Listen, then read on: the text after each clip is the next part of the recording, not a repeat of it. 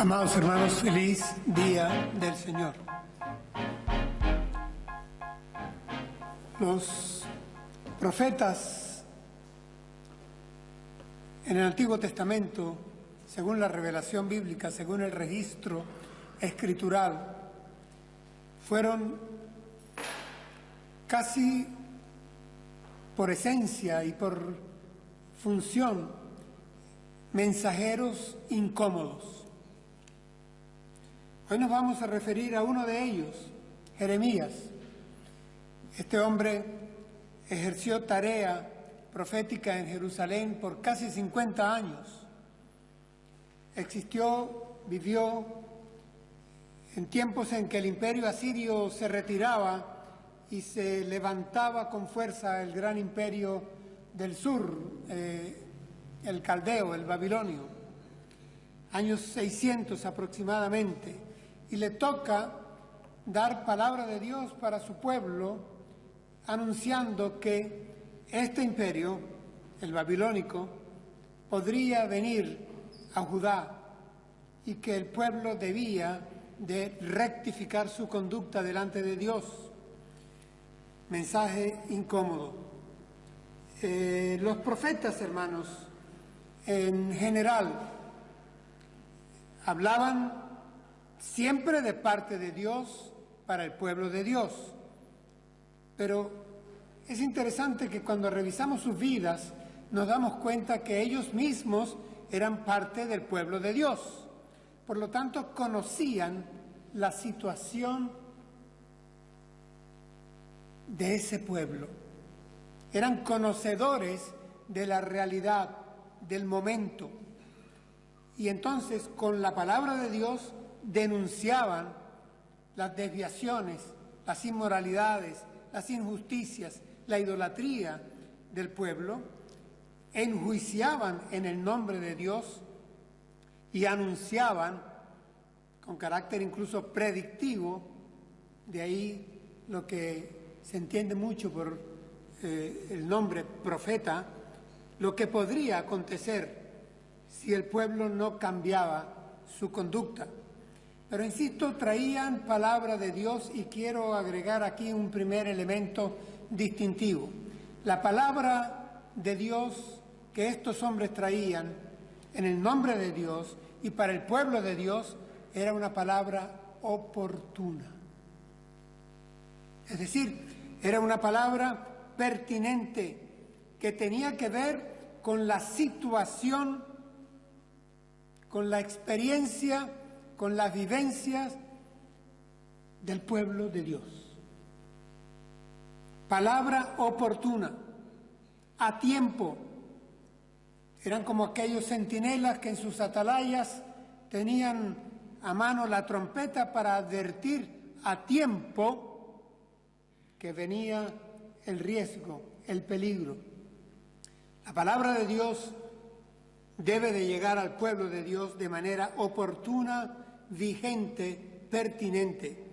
Así que en muchas oportunidades les encontraremos a ellos en el Antiguo Testamento y luego esto se traduce en lo que los hombres de Dios hacen en el Nuevo Testamento y lo que luego hacen según la historia del pueblo de Dios a través de los siglos. Y es tomar en cuenta la situación presente, la del entorno, la que vive la Iglesia como tal, vamos a actualizar las cosas, la que vive el entorno de la Iglesia, la comunidad que rodea a la Iglesia, la que viven las familias, las personas, relaciones interpersonales, asuntos vitales, existenciales. Aquellos profetas traían palabra de Dios igualmente para el mercado que para el palacio, a las calles o a las plazas o al campo. Palabra de Dios para toda la situación que vivía el pueblo de Dios, porque no somos extranjeros, estamos ensamblados, insertados en una realidad social, demográfica, y la palabra de Dios tiene que ser pertinente, vigente, y cuando se sirve tiene que ser vigente y pertinente para la situación que está viviendo el pueblo de Dios o la sociedad a la cual el pueblo de Dios tiene que ser ejemplo.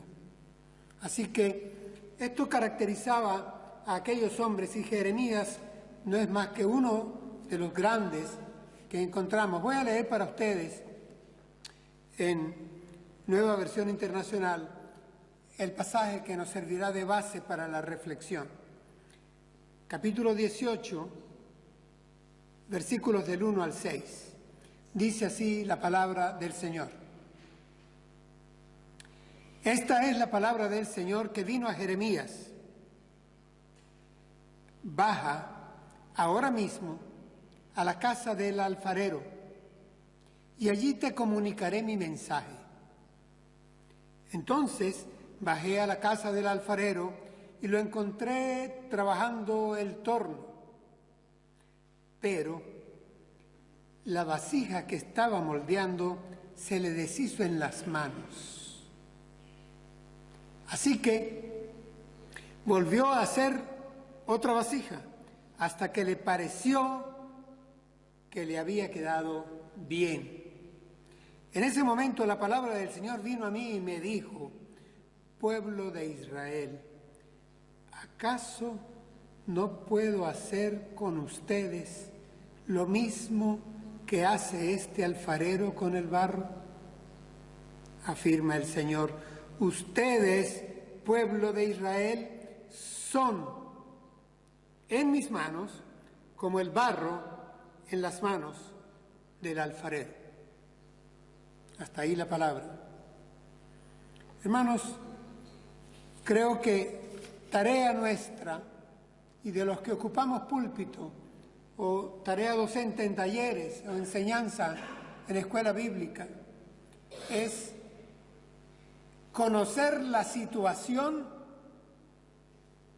a la que va dirigida la revelación.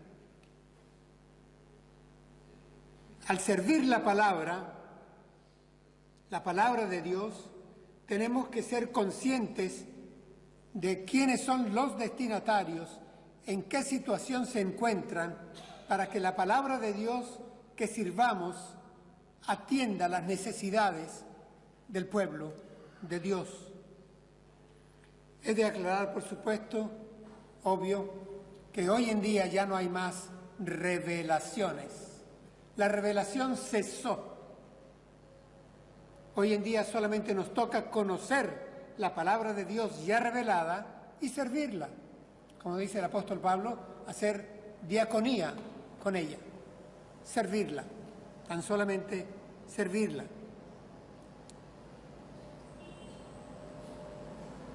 Al servir la palabra de Dios, todos los que lo hacemos también debemos de ser conscientes de que el Espíritu Santo ya ha causado en el pueblo de Dios, en la iglesia de Dios congregada a la que le estamos predicando, el nuevo nacimiento. Sí, todos son hijos de Dios. Pero también debemos de recordar que si el Espíritu Santo es quien engendra la nueva creación en cada uno de los feligreses que escuchan la palabra, también de Dios viene el crecimiento.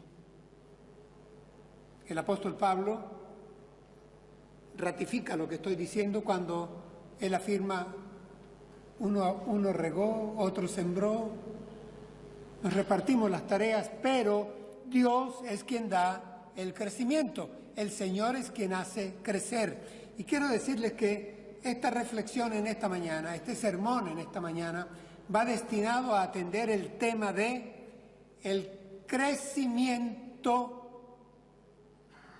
en la vida del creyente, en la vida de la iglesia, en la vida de cada uno de nosotros. La madurez, el crecimiento total, integral, holístico en hombres y mujeres que son hijos de Dios. El título de la predicación es En sus manos. Voy a citar a Martín Lutero, gran reformador.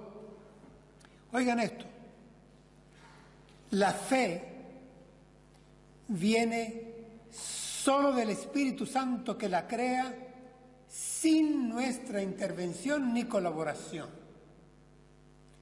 Es la obra propia de Dios. No intervienen nuestras facultades ni nuestro libre albedrío. Esta fe tolera solamente que el Espíritu Santo la moldee y la forme, como el alfarero hace con una vasija de barro o arcilla. Y tiene que ver con el pasaje que hemos escogido, la cita de Lutero. Hermanos, ¿cómo comienza el pasaje? Dice: esta es la palabra del Señor que vino a Jeremías. Baja ahora mismo a la casa del alfarero y allí te comunicaré mi mensaje. Esta es la palabra del Señor. Esto es importante. La precisión. Esta es la palabra del Señor. No es la palabra mía. No es la palabra del profeta aquel. No es la palabra del maestro de turno, del predicador de turno. Desde el púlpito tiene que venir palabra de Dios. Esta es la palabra del Señor. Es decir, por eso tiene autoridad. Porque la fuente tiene autoridad, la fuente es Dios. Por eso es precisa. Porque Dios no se anda con ambigüedades ni con vaguedades. Palabra del Señor que vino a Jeremías. He advertido que ya la palabra de Dios está revelada. No tengo yo que estar recibiendo nada especial. Nadie que predique desde este púlpito ha de decir que hay nueva revelación. No, ya está. Pero tenemos que buscarla, encontrarla, revisarla, estudiarla, conocer la situación de la congregación y servirla. Que sea entonces vigente.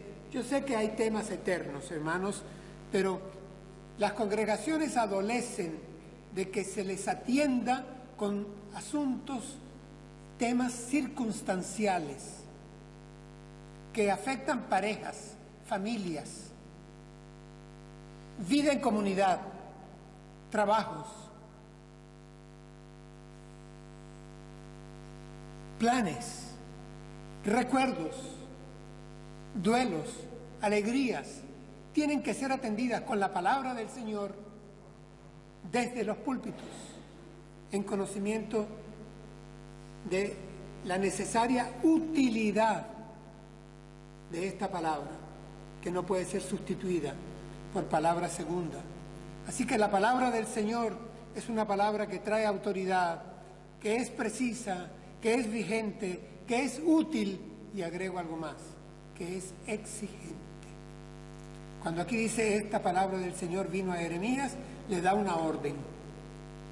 Le dice: baja ahora mismo a la casa del alfarero y allí te comunicaré mi mensaje. Busqué el vocablo comunicar, en hebreo shama. Quiere decir: allí entenderás inteligente y atentamente y obedecerás. Es decir, la comunicación, cuando Dios comunica palabra a su pueblo, establece contacto. Dios no falla cuando se comunica contigo o conmigo. Establece contacto para que lo entendamos inteligentemente, que le prestemos atención. Y es algo interesantísimo. Este verbo shama también implica obediencia, porque cuando se oye la palabra de Dios, se tiene que obedecer. Así que aquí no hay aquello de comunicación fallida. El sistema se colgó, no hay cobertura, no. Cuando Dios te habla y me habla a través de su palabra, establece contacto. Exige que le atiendas con inteligencia y que le obedezcas. Lo mismo a ti que a mí. ¿Cómo continúa la narración? Jeremías obedece. Dice, entonces bajé a la casa del alfarero. Y miren la escena. Es conocida, este pasaje es harto conocido por la cristiandad. Entonces bajé a la casa del alfarero y lo encontré trabajando el torno. Pero la vasija que estaba moldeando se le deshizo en las manos. Así que volvió a hacer otra vasija hasta que le pareció que le había quedado bien. Hermanos, es una escena común, una escena ordinaria, y sin embargo tiene un mensaje extraordinario. Sé que no debemos, y ustedes también lo saben, igual que yo, quedarnos en la escena misma. Debemos de identificar qué es lo que se nos presenta una vez levantado este telón. Está el alfarero y sabemos a quién representa el alfarero. Voy a mencionar lo que caracteriza al alfarero sin mencionar su nombre, sin identificarlo, pero el alfarero está trabajando. En segundo lugar, su trabajo es creativo. Noten, en tercer lugar, está insistiendo. En cuarto lugar, tiene paciencia. Hay algo que me llama la atención. En quinto lugar, este alfarero es además perfeccionista. Y por supuesto, este alfarero tiene un plan.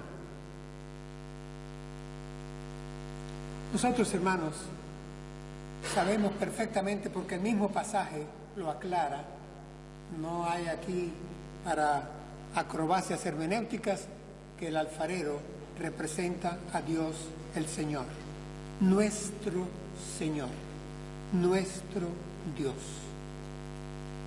Hay un proceso en el escenario. La escena es dinámica, no es estática. La rueda gira, el torno también. Y el barro está en manos del alfarero. No mencionemos, no identifiquemos de entrada quién es el barro, pero veamos las características del barro, sabiendo a quién representa. El barro es dúctil,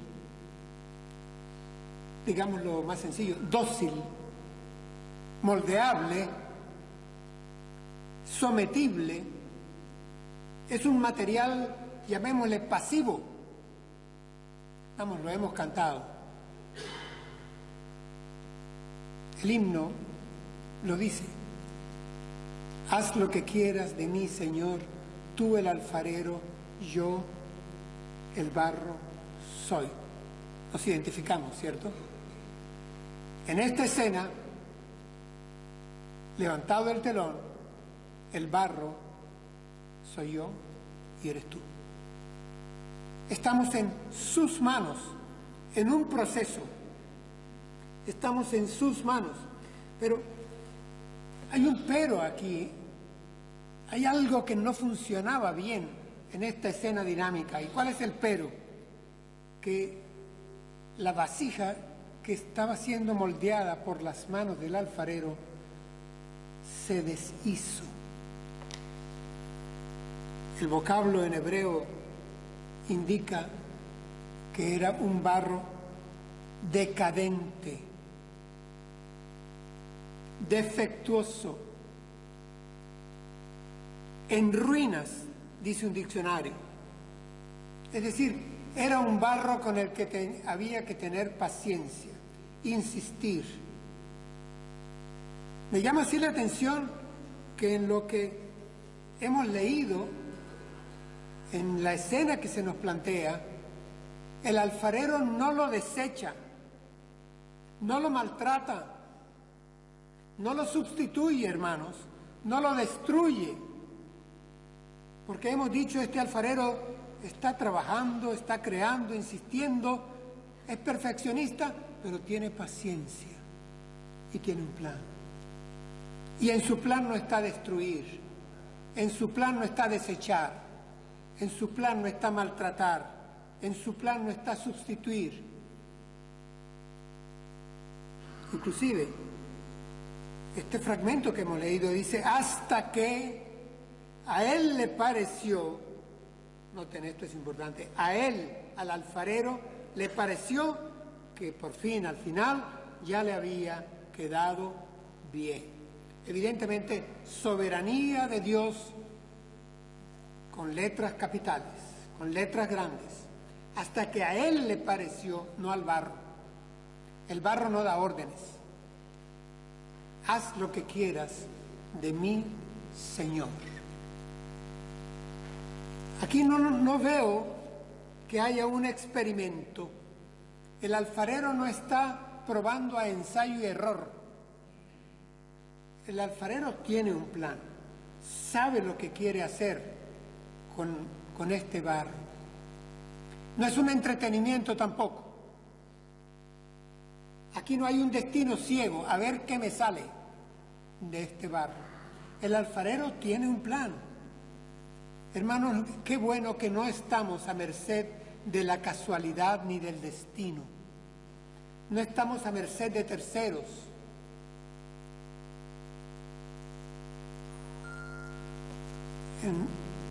El apóstol Pablo escribe en Romanos, y tomo solo una frase corta: el alfarero tiene derecho a hacer lo que quiera con el barro.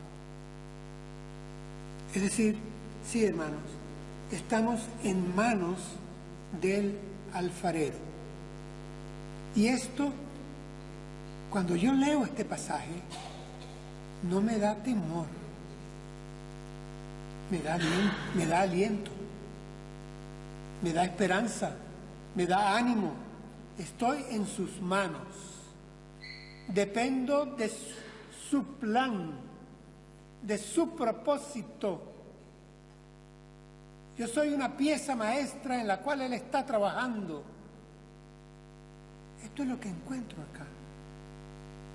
No encuentro, como frecuentemente se predica este pasaje, casi en términos de amenazas, de decir, andas en problemas, eso es que el alfarero está trabajando en ti.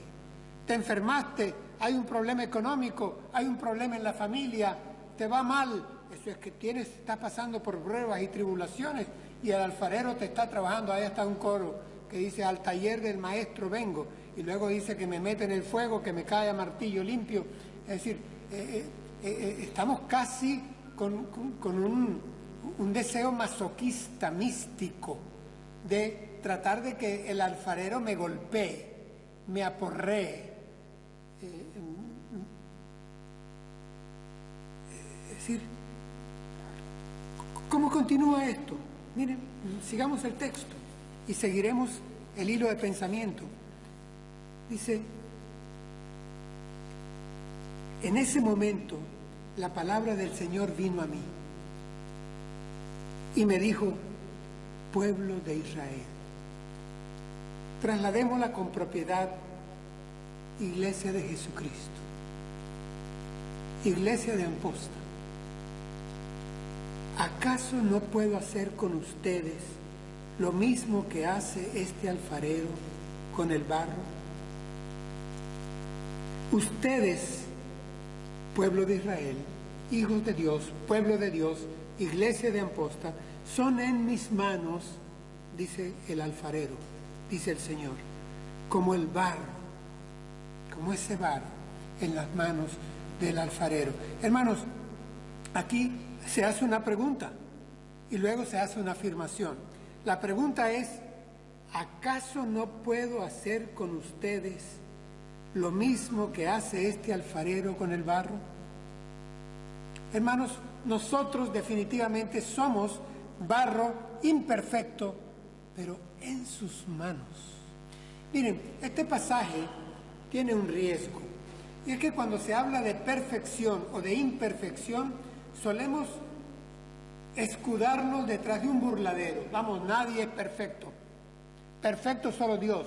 Todos tenemos nuestras imperfecciones. Tú tienes la tuya, yo tengo la mía. Vamos, no nos la señalemos, porque cuidado con estar viendo la paja en el ojo ajeno y yo tengo una viga en el mío. Y terminamos, ¿saben qué? Alcahueteándonos los unos a los otros.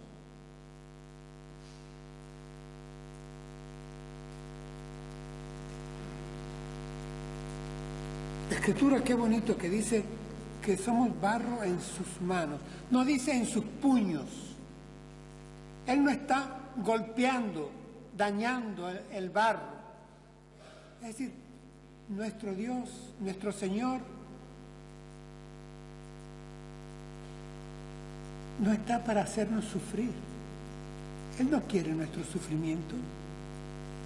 Él lo que sí quiere es que nosotros crezcamos, que maduremos, que con nosotros, con nuestro propio material, hacer algo mejor, que a Él le parezca bien. Hermanos, el asunto es que mejorar duele. Mejorar implica cambiar. Mejorar implica que ya no me digas más, es que yo soy así y tienes que aguantarme. Es que esto es mi carácter. Es que los de esta ciudad somos así.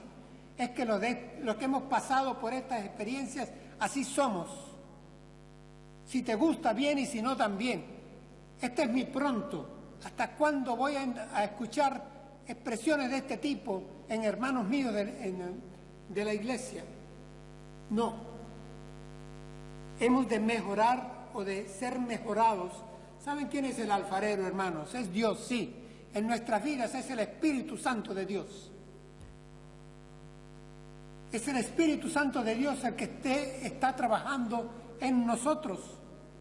Desde que nacemos de nuevo, es Él el que está trabajando en nosotros. El apóstol Pablo dice que debemos de poner de nuestra parte. Debemos de despojarnos de... Ay, hermanos, el problema es que no sabemos la Biblia de tapa contra tapa. Despojarnos del hombre viejo, ¿verdad que sí lo dice? Y debemos de hacer obras de hombre nuevo. Y lo sabemos. Y sabemos que en otro pasaje de la Escritura dice, aunque este cuerpo se vaya deshaciendo poco a poco como tienda de campaña, el hombre interior, dice el apóstol, se va renovando y va creciendo y va subiendo día a día. ¿Lo dice o no la Escritura? Pero ¿por qué entonces tiene el apóstol que escribir una carta fuerte a los corintios y llamarles enanos espirituales? Tengo que darle alimento de bebé. Miren, Reina Valera lo llama cristianos carnales.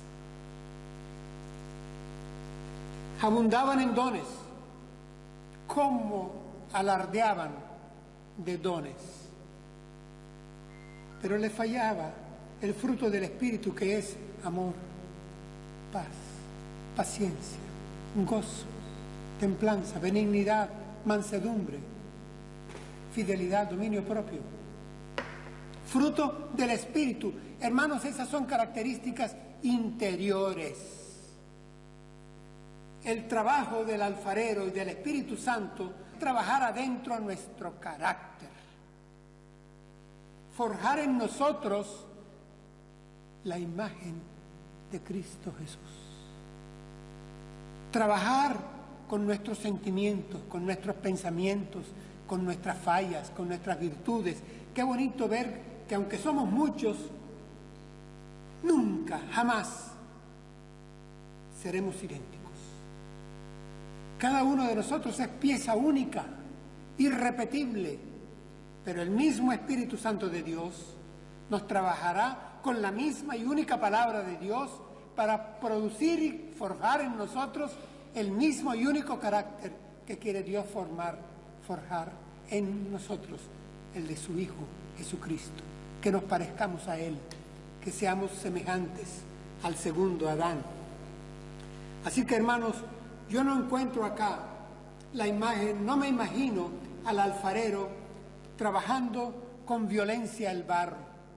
Hay un salmo, lo escribe, por supuesto, como tantos otros preciosos salmos, David. Lo leo para ustedes, 103.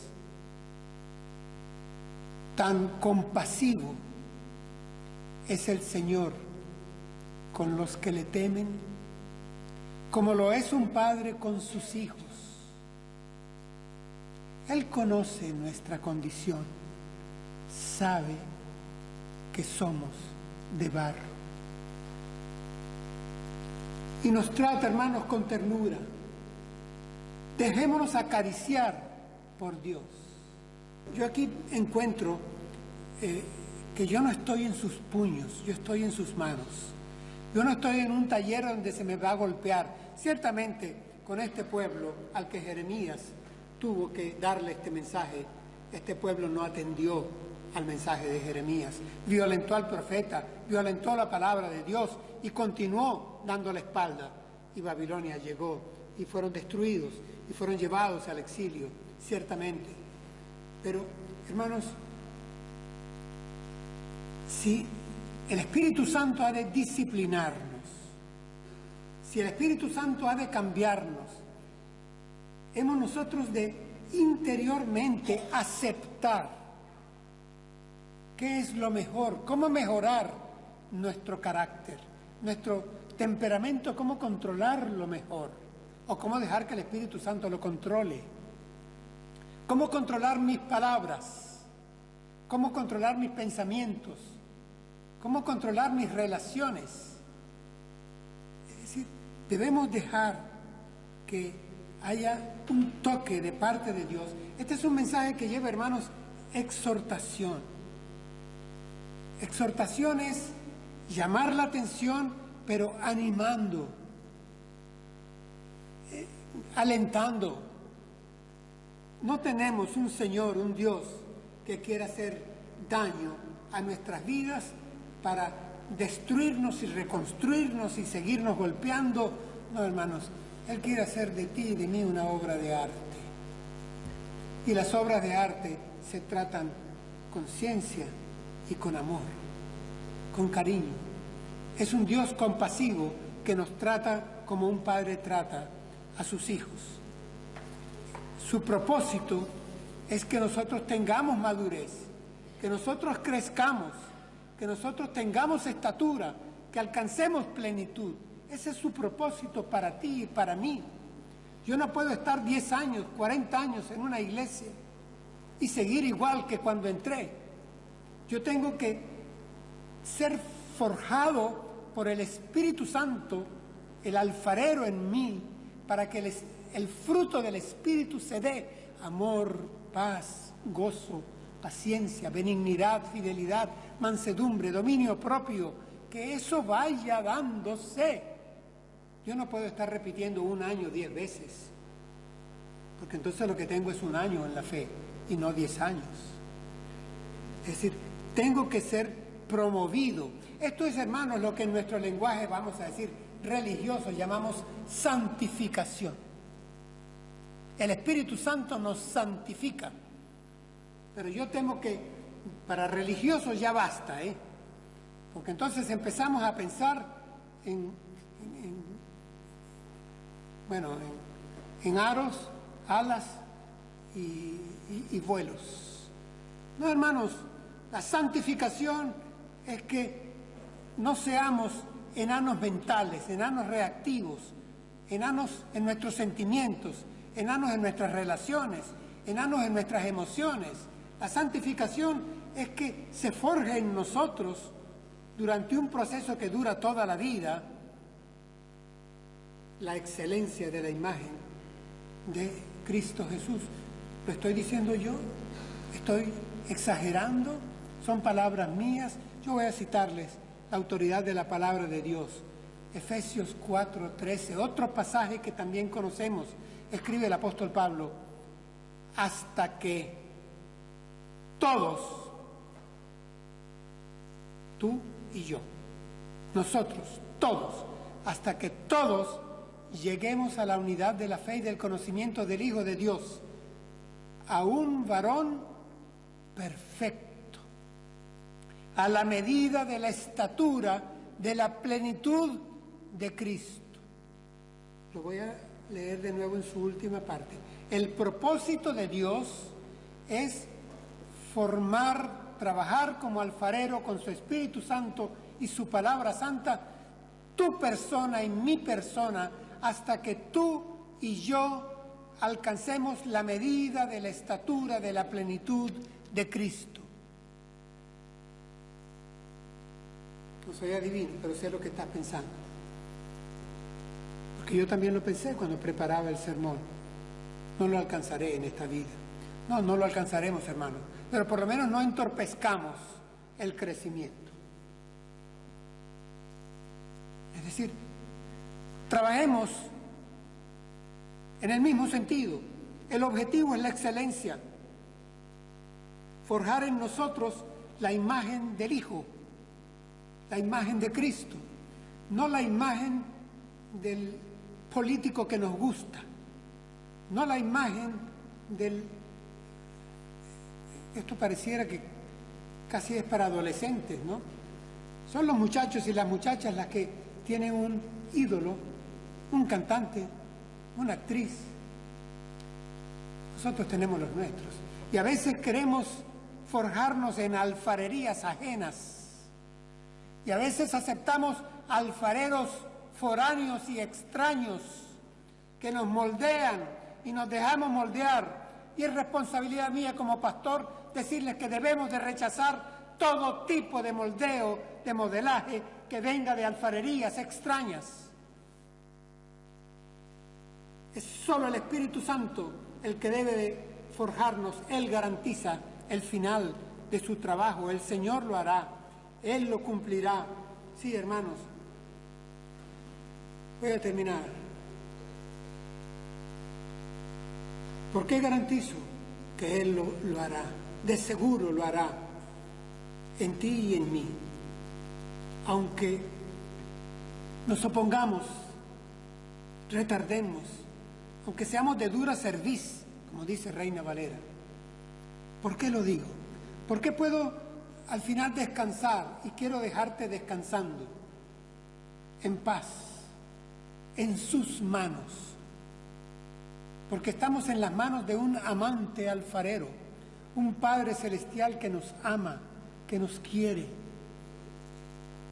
y que, como escribe el apóstol Pablo a los filipenses, estoy convencido de esto. El que comenzó tan buena obra en ustedes, la irá perfeccionando hasta el día de Jesucristo. Esto me conmueve y quiero que te conmueva y que te dé paz.